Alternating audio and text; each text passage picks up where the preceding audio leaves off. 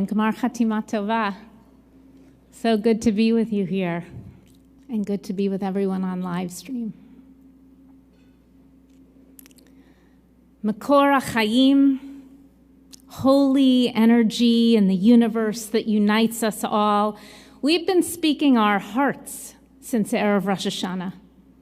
We've been doing the hard work of tshuva, of introspection and turning inward and reflecting and apologizing and trying to change. This is a precious time. We're blessed that our tradition encourages us to lift off the veils that we've spun around ourselves all year for radical transformation.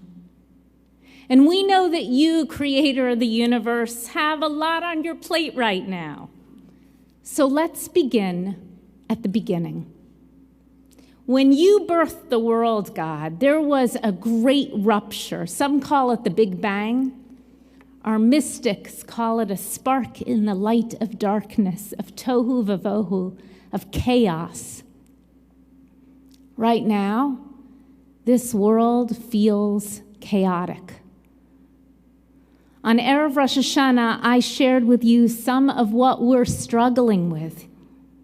The health of our planet, the hurricanes and tornadoes and droughts and fires, the effects of climate change, the divisions we see in our country between red and blue, vax and anti-vax, urban and rural, those who think the election was stolen and those who don't, anti-abortion and pro-choice. Our teens, their mental health, their social anxiety and depression, their overuse of cannabis and alcohol, and their tendency to take out their phones rather than look each other in the eyes. And the deep inequality, discrimination against women and girls, the differently abled LGBTQ, BIPOC people, the rise of hate crimes against Jews and Muslims, how Palestinians are treated in the West Bank, the millions of refugees around the world, and the unequal access to quality education and housing for all. And just last week, we marked the 20th anniversary of the horror of 9/11, how it tragically changed our world. At the same time, we're trying to wrap our heads around the deeply faulted process of American withdrawal from Afghanistan and the Taliban's re-seizing of power. This summer, we were supposed to enjoy reopening, but instead we're in this weird in-between place where we yearn to rebuild, and yet we're hesitant to reunite. We want to hug, but we're still elbow bumping. We're unsettled, we're anxious, we don't know what's next. And these may feel like narrow concerns in the scope of the trajectory of the universe, God, and we imagine you have a much greater perspective than we do. You don't need to remind us that your seal is emet, meaning truth, because only you, God, know the beginning, middle, and end of each of our stories, of the planet's story, of the universe's story. Perspective is your trademark. We can only glimpse at your vista.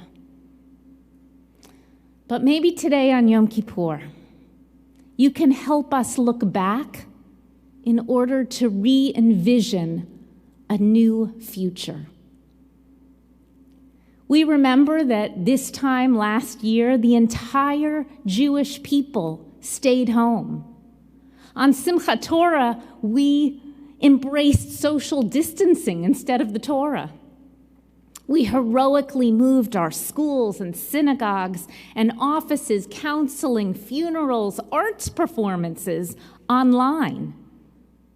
We suffered deeply suffered when our loved ones were alone in ICU, when angels of nurses dressed in their PPE would hold up cell phones. We lost our jobs, the freedom to sit down for a cup of coffee with a friend, the embrace of a grandchild. These past 20 months, we've lived through 3 historic crises all at once. The global pandemic of 1918, job losses on the scale not seen before the Great Depression, and the political unrest and turmoil of 1968. At first, we all kept wondering, God, when will this all go back to normal? Now we've stopped. We've stopped asking the question, just like after Adam and Eve ate the forbidden fruit in the Garden of Eden, just like when Cain killed his brother Abel, and after you, God, after you flooded the earth during the time of Noah, we learned that normal needs to be redefined. Crisis changes us. It rocks our world. Normal is fluid, always evolving, morphing into something new. Thanks for the lesson, Adonai. We Jews have learned it well, or at least we've tried. We've developed a particular genius for turning catastrophe into opportunity. It's not what happened on Tisha B'Av. It's what we did next. Yeah, we lie down and we weep by the waters of Babylon, but we ultimately stand up and redefine ourselves and resurrect our people and redraft our mission and reinterpret our values and reshape our institutions and rework our relationship with you. Think about it. Our greatest books and movements were birthed out of chaos. The Hebrew Bible was codified while we were in exile in Babylon. The Talmud came about after the destruction of the temple. Our mystical book, the Zohar, arose during the time of Christian oppression in the Iberian Peninsula of Spain. Hasidism was a response to the crisis of the destructive impacts of the Jewish fake Messiah and the Cossack massacres in Eastern Europe. And Zionism. Zionism was the inspired vision of persecuted Jews who dreamed of creating a utopian country free of anti-Semitism and, frankly, free of all inequality. Like a piece of clay, hit us with disaster, and we reshape our narrative into something new, more creative, more vital. It's true, all humans adapt to change, not just us Jews. The Japanese created the art of kintsugi, in which they mend broken pottery with gold lacquer, treating breakage and repair as beautiful rather than something to hide or disguise. God, I learned a few things about adaptability amidst chaos during these past 20 months.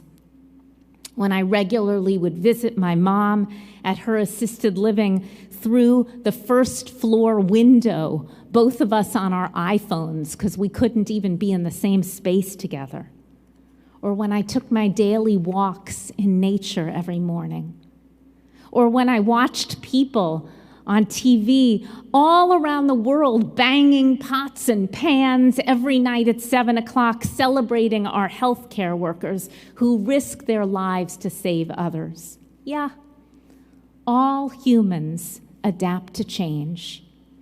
It's just that we have this remarkable record over thousands of years. Some call us stubborn. We call ourselves resilient. Of all people, Haman, boo. Haman in the book of Esther knew this. He complained that we were a scattered and dispersed people who didn't obey the rules of the kingdom. We caused him a headache because we were edgy, innovative. We refused to follow the status quo. As we try to navigate a world with COVID, Creator of the universe, we're calling on that edgy attitude. We're asking, what do we need to sort through and to throw out? We want to reopen. We want to reopen our lives and our hearts, but we're ambivalent. What will it take to courageously leave behind what's no longer important as we reinvent our future? Normal is fluid. Normal is fluid. Post-COVID Judaism will change. Our synagogues will change. Our relationships are changing. How we date, how we learn and mourn and connect is changing. We're here because we've always had the chutzpah to change. And how did we change? We do this by leaning into radical imagination while asking, what now? Remember, God? Remember when we were sent into exile? Our first temple was in flames. Our lives were in shambles.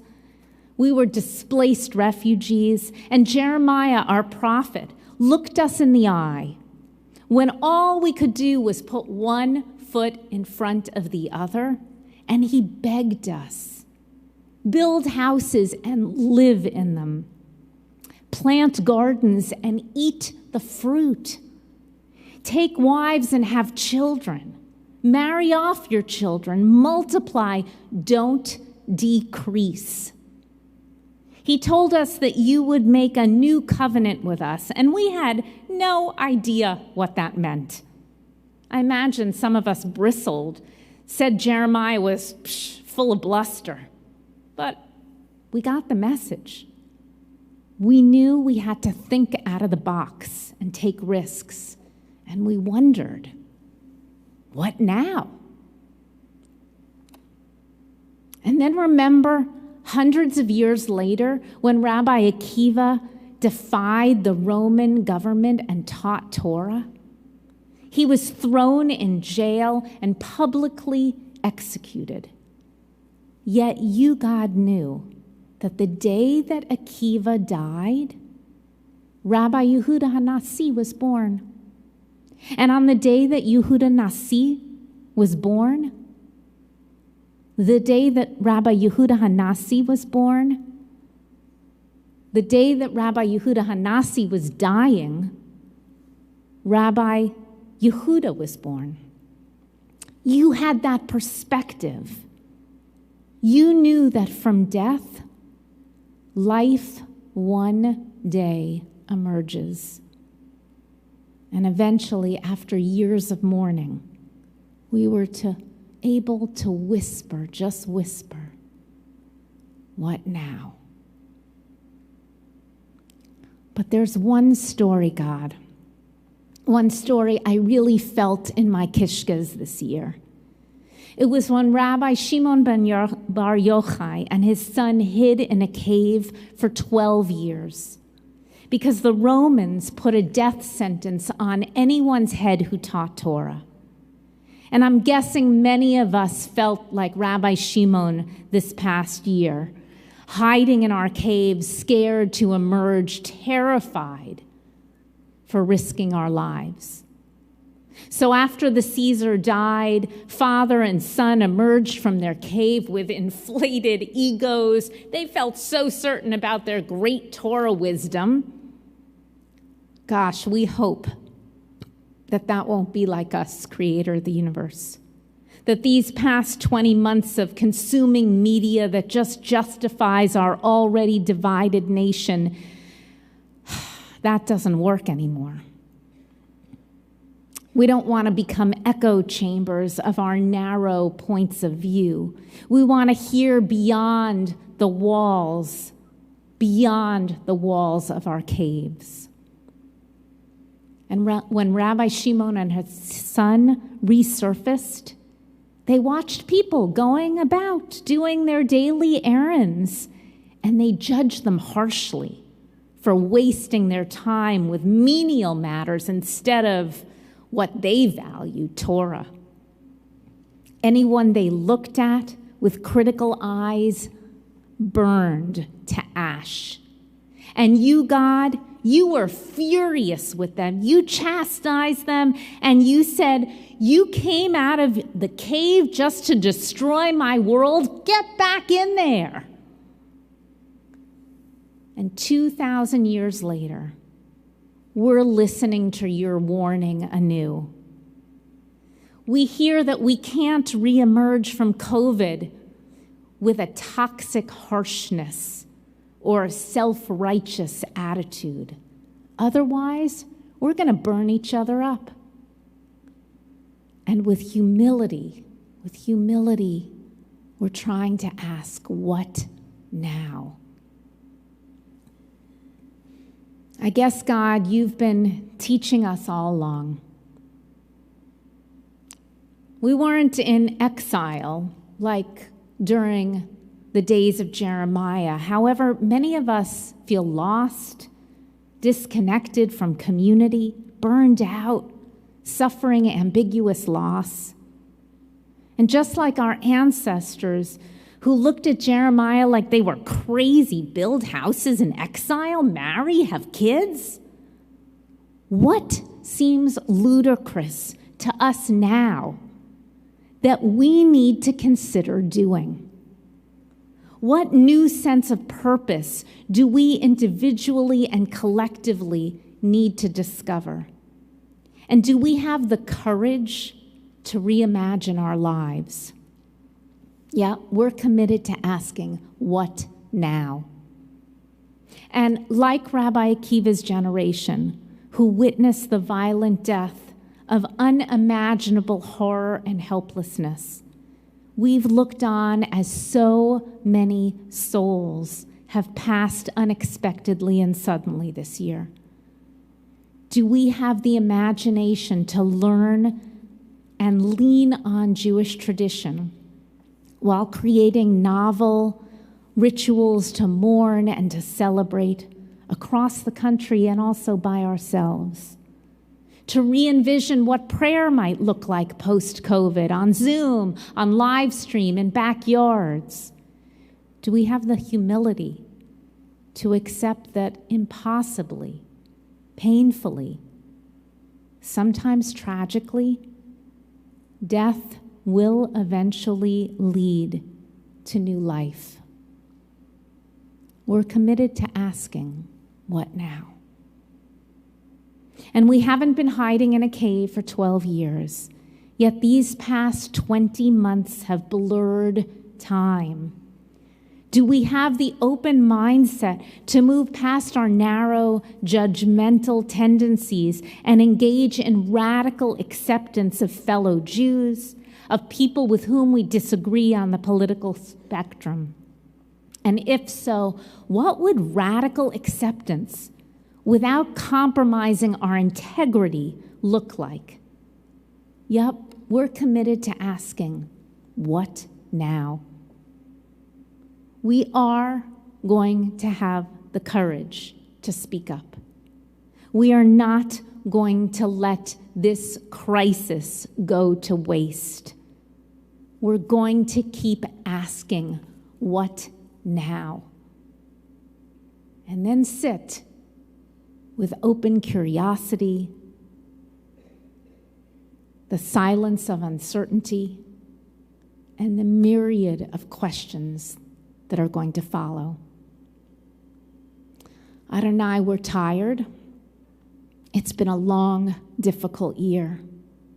We're scared. We're cautious. But we're not giving up. I started with the Big Bang, and I'll end with Proverbs. You, God, taught us, Ki sheva yipol tzadik vakum. 7 times a righteous person falls and gets up. Yeah, we've fallen this year. We've fallen on our faces, and we've cried and screamed and sat in silence. I've cried. I've screamed. I've sat in silence. But we keep getting up. Stay with us, Avinu Malkeinu. Hear our prayer. Have compassion on us and our children. Inscribe us in the book of life.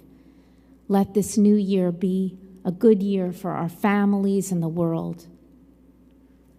Okay, Mekorachim. Now what? I'm listening. We're listening. Okay, I know you're smiling and you're looking down on us and saying it's in our hands. We know that. We also know we're not alone.